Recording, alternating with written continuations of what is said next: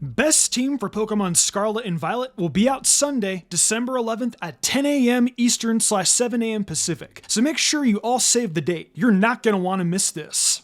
Pokemon Scarlet and Violet are by far in my top 3 favorites in the entire Pokemon franchise. Despite the bugs, I really enjoyed the story, the characters, and even the Pokemon. The Pokemon in Scarlet and Violet definitely bring a very unique blend to the Pokemon franchise as a whole. I would say this is definitely a new favorite of mine, just simply due to the uniqueness a lot of these mons hold. Game Freak took concepts I was never expecting them to do and really brought some new and interesting Pokemon to the forefront. Today, I want to give my opinions on every single one of them. There are actually very few Pokemon that I have a problem with in this dex. The concepts and designs are just really that good to me. But rather than me explain this, I'll just show you guys. Get ready, because we have an entire dex to get through. Before we start though, you guys should head over to Mystic Umbreon's Shorts, where we'll be having daily Scarlet and Violet content coming out, as well as daily Pokemon facts. After the best team goes up, I will actually be starting a brand new Scarlet and Violet series exclusively over there on Mystic Umbreon's Shorts that I think the majority of you guys will like. Also, if you like anime and fanfics, head over to Mystic Reads, where I'm currently reading Road to be a Pokemon Master Kanto Edition, an adventure with Ash and Serena going through Kanto together.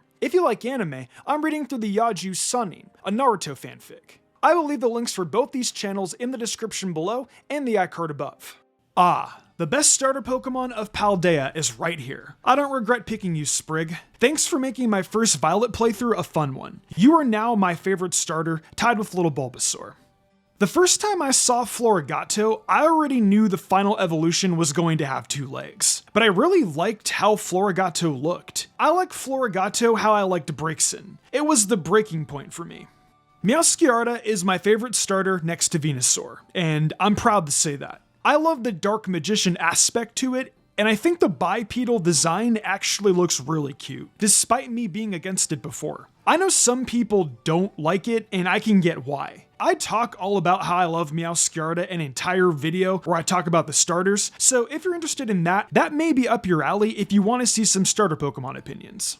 Fuecoco was definitely number 2 in terms of the Paldean starters. Quite a few people I knew were going to pick it for their first starter, and I can't blame them. Fuecoco is an adorable little croc. It just looks so happy. Fuecoco grew up a little bit, and it got a cute little hat. I love it. Skeledirge definitely blew my mind. I was not expecting this to be Fuecoco's final evolution, but I have to say, I love it. The ferociousness it exudes, plus the fact it has some sick attack animations. Skeledirge will definitely be back on the channel in due time. You all just watch. I don't really like to say Quaxly is my least favorite starter of the trio, because I actually really like it. If it would have been in another set of starters once upon a time, it could have been my new favorite. I mean, at the end of the day, it looks like an adorable little duck. I also love the billboard of it in Levincia. A teenage duck dancer. I wasn't expecting this route at all. I was genuinely looking for a duck flapping its wings, but go figure. I don't dislike it or love it. Quaquaval is surprisingly really cool. I love the dances it pulls off and the animations it has. Plus, water fighting really 180'd my initial type reaction I had for it. It dances and could prove to be quite a threat in someone's playthrough. I'll probably use Quaquaval later on at some point, because I usually use all the starters initially. My ops still stand though. I don't love it, nor do I hate it. It'll probably grow on me as time goes on. I remember when Lechonk was first revealed. It looks a lot like the MapleStory pig, and I guess that throws me for a little nostalgia grind, because I spent hours playing MapleStory as a teen. Pig Beach was always the secret getaway, by the way.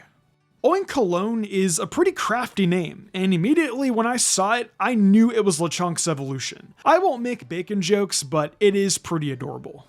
Cute little spider Pokemon, and I love the fluff it has on its back. One of the designs from Scarlet and Violet I actually don't like a lot. The spider grows up, and now it looks like a Minecraft monster you'd find at nighttime.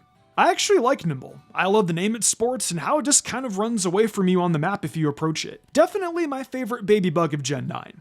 Low-Kicks looks so badass and like a professional fighter. I can't wait to use Low-Kicks when I finally decide to play through Scarlet. I've been breeding some competitive mons lately, and I've been doing too many raids, so I haven't really had the time for it yet.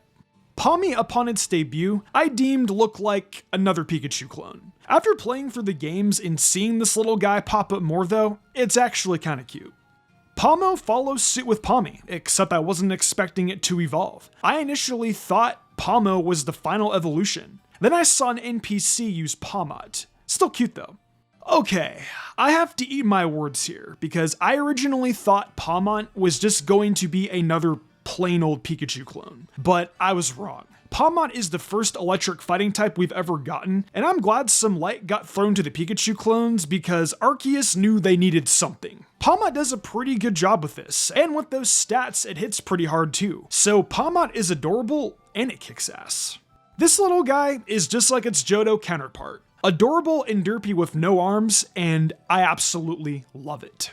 I'm sure you guys have already heard my thoughts on Clodsire, but it's absolutely perfectly adorable in every way. I was expecting Paldean Quagsire, but this happy guy popped up on my screen. I was actually elated when I saw it and thought it was pretty dang cute. Clodsire is for sure one of my favorites of this gen. Is this the Gen 9 rodent Pokemon? 2 mice. I guess that's it. Don't love or hate it. Same sentiment as the pre-Evo. I feel the same. It's just the generation rodent. Love the name, pun, and it looks precious. However, I don't know if I could ever use it on a team. A doughy dog based on a dachshund. Utterly adorable, but once again, I can't see myself using it. It's like Boltund and Yamper, where it's got a cute design and concept, I just don't personally see myself using it. When I first saw Smoliv, my first impressions were it was gonna be the typical flower clone Pokemon and have the same flower-esque design. But as it evolved, I made up my mind about it. A flower bud evolving. That's it. Cute though. Going back to what I was saying about Smoliv, I was not expecting Arboliva to be its final evolution, but I surprisingly like it a lot. It's an olive tree. Also, I'm not sure if I'm going crazy, but I could have sworn around Artizone I saw little olive tree art pieces. Not sure if this is a reference to Arboliva, but if it is, I like it more because I liked Artizone as a city. You know, I think the name and the gimmick are cute on Squawkabilly. There are just so many everywhere and in different colors, they kinda just exist. I'm more of a Chatot fan personally. Pokemon meets Minecraft, and yes, the design gets better as it evolves.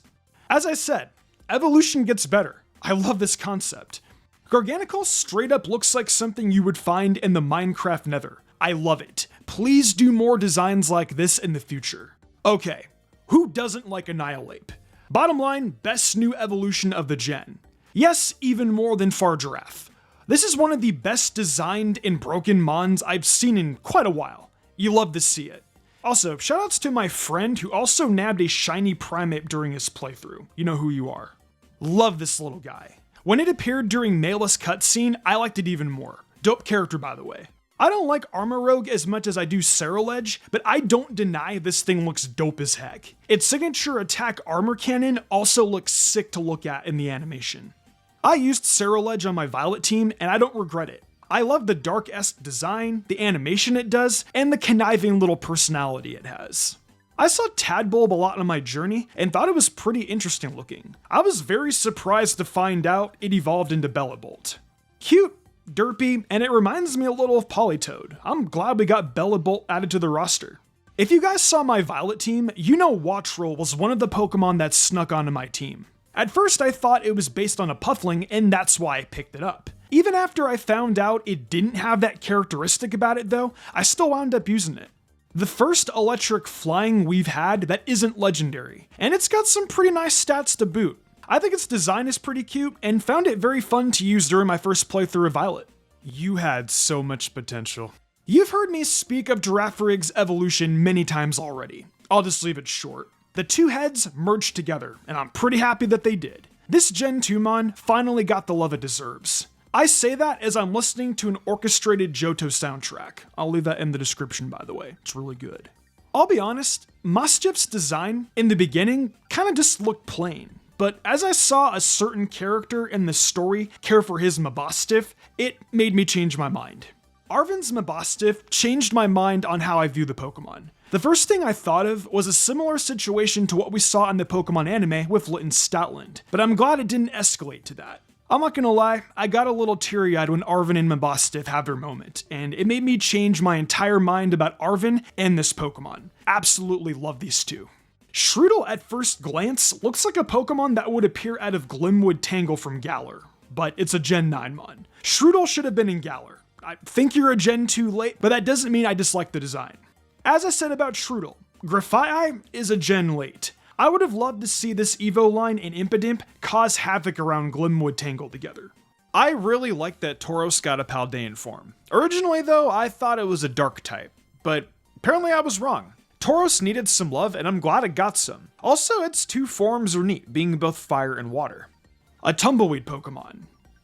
I don't really have much else to say. It's not bad though, I guess. Not the first time we've seen a wicked-looking plant that kills its prey. Mass outbreaks of these Pokemon can also bury an entire town. I love the wickedness.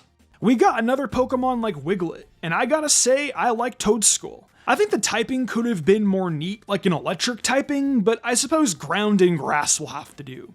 Love the design of Toedscool, but once again, I thought the typing could have been a little different. But it is what it is. I would have loved to see an electric water typing dominating the oceans of Paldea.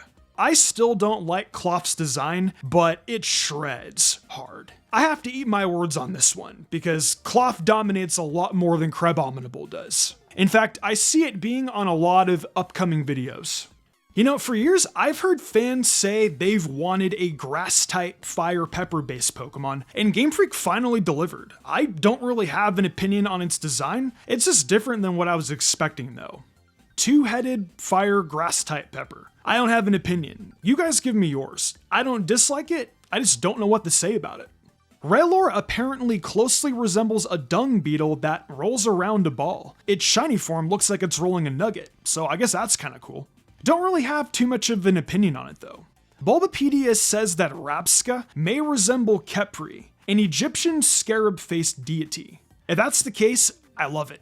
I remember seeing Flittle running around on the map and thought it was a very interesting design. I was really curious to see the evolution of it, because it looked like a Pokemon that was going to evolve.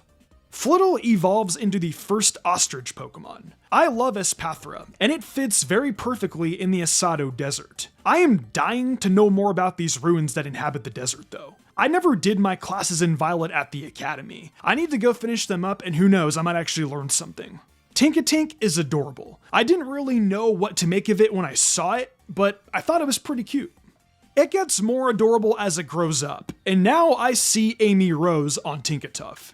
Tinkaton looks like a Chow from the Sonic series. If you played the Sonic Adventure 2 Chow Garden, it looks similar to one of the upper Chow you can fight in Chow Karate, with the little pink thing she has behind her. Looks like a pink Chaos Chow, except with the huge hammer that can pretty much decimate anything.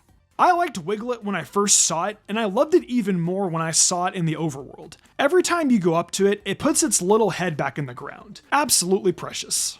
I feel the same about Wugtrio. Absolutely precious. I want to use one in a future playthrough, maybe like a mono-type water run. I love how the stats are very similar to Dugtrio though.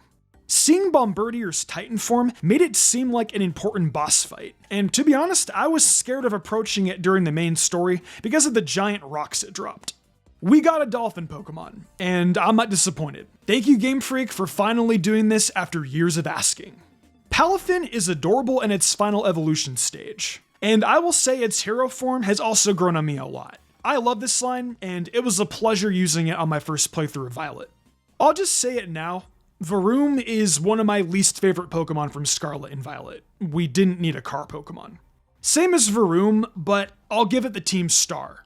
They were able to make Reveroom look really cool with their Starmobiles during their battle sequences, so I won't give this design too much flack. It's a plain looking Pokemon in my opinion, but Team Star really brought out the personality of it. After learning more about Miraidon and Koraidon, I appreciate Cyclizar more. That's all I'll say. The moment I laid my eyes on Earthworm, I thought of that giant earthworm from SpongeBob and that worm dog that Larry the Lobster was walking. I don't dislike the design at all. I just thought of SpongeBob when I first laid my eyes on it. The Titan form was also a pretty fun battle, not gonna lie. Okay, I don't think I'm the only one who clearly sees Cosmog and Cosmoem in this design. It straight up looks like it came from an Ultra Wormhole. Same thing applies to Glamora. Are we sure this thing isn't from an Ultra Wormhole? My opinion on Greavard did change a little bit. I like it because it looked cool at Rhyme's gym, and that's pretty much it. Houndstone is a good dead boy. We got a Flamingo Pokemon, and I'm satisfied. The design looks good for it, and it's a pretty neat Pokemon all things considered across the board, especially with how early you can get it. The pre-evo of Satitan. It's cute, I guess? I don't got too crazy of an opinion on Satitan. It's a cute Pokemon, I suppose. Damn. Bisharp got an evolution and it looks badass as hell. Kingambit is one of the first competitive Pokemon I've made so far too, and I just love the entire design. I named mine Kazumasa. If you know that reference, you're a real one. I first saw Veluza when taking on Kofu. I liked the design, but I thought for sure it was going to evolve. Water and Psychic was also something that caught me off guard. I was expecting Water and Poison, because it looked like it would be something of that typing. Dondozo is literally cooler wishy-washy. I also love the fact that it protects Tatsugiri. Love this little guy. It was adorable during this Titan battle. Starting off the Paradox Pokemon, I'll just outright say I like a lot of the Scarlet Paradox mons more. Great Tusk looks amazing. Jigglypuff, but with Psychic typing to it. Its eyes look a little more devastating than usual. Amoonguss is now Brute Bonnet, and apparently is the crossover between a dinosaur and a plant. I need to beat Scarlet to learn more about these. What an odd looking Misdreavus. It features a ghostly Pterosaur according to its Violet entry. With Misdreavus being one of my favorite ghost types, this form does justice to it very well. I see Slitherwings look similar to that of a Volcarona and Larvesta, and apparently it's an ancient form of it. Volcarona already has quite the reputation of being in Pokemon's history books, as do its entries. I wonder if Slitherwing connects to the ancient Pokedex entries of Volcarona in some way, shape, or form. Magneton on legs. A Magneton that lived up to be 10,000 years old. It's kind of mind-boggling that Pokemon used to look like this. I personally like Great Tusk better, but I will say Iron Treads really whooped my ass a few times in that Titan fight, especially in the earlier parts of Violet. Delibird got good and it's scary. I love it, and I'm telling you right now, watch out for it. Apparently, an ancient civilization caught it, and once again, I wonder where it ties with the rest of Pokemon history. Scarlet and Violet opened up a lot of doors, but also left a lot of questions. Robot Hariyama. Definitely an interesting choice. Apparently it's a cyborg too? It's kind of freaky. Area Zero's theme wasn't lying. There's some weird stuff in this place. I love Iron Jugulus because it looks like Hydreigon. Hydreigon fell in love with a robot, and thus this Pokemon was born. Isn't it crazy what you learn from Pokedex entries? After Scarlet and Violet, I know a lot of Pokemon fans will view Pokemon a lot differently now. Especially now because Pokemon can do it with robots. Volcarona UFO that observes humanity. This implies aliens exist. I just want to know where Clefairy comes from though. And also, who sent this UFO? Tyranitar a billion years in the future. What the hell is going on? Looks cool though. Ah, the Dragon Pseudo of the Gen. I adore it. One of my favorite pseudos in a few years actually. Definitely my favorite middle stage evolution of the majority of the pseudo-legendaries. I love it. Overall, not my favorite pseudo-legend of the series, but I love that its typing is Ice Dragon. You got a classic badass dragon pseudo, and I look forward to using it. I would say it's in the middle of my pseudo-legendary ranking. Originally, I said I was going to use Gimmighoul on my team, but I kind of changed my mind. That's not to say I dislike the design or I won't use it in the future though. I love the gimmick of finding Gimmighoul in random places and it giving you one of its coins. This is Gimmighoul's final evo, and I gotta say, I feel like hitting up the grocery store for string cheese. Yeah, Goldango looks like the string cheese guy on the packages. This is actually my first time seeing Wo-Chien, and I have to say it's a very interesting concept. The grudge of a person punished for writing the king's evil deeds upon wooden tablets has clad itself in dead leaves to become a Pokemon. This is its Scarlet entry, but I gotta ask, who is the king? Well, I got the Snow Leopard Pokemon I wanted, and it looks pretty cool. But once again, these entries, dude. The hatred of those who perished by the sword long ago has clad itself in snow and become a Pokemon. This implies there was a war. I wonder if this links to the Kalosian War. Maybe Scarlet and Violet will reveal some DLC about this. Very interesting Pokemon. It apparently links to a lot of Chinese mythology.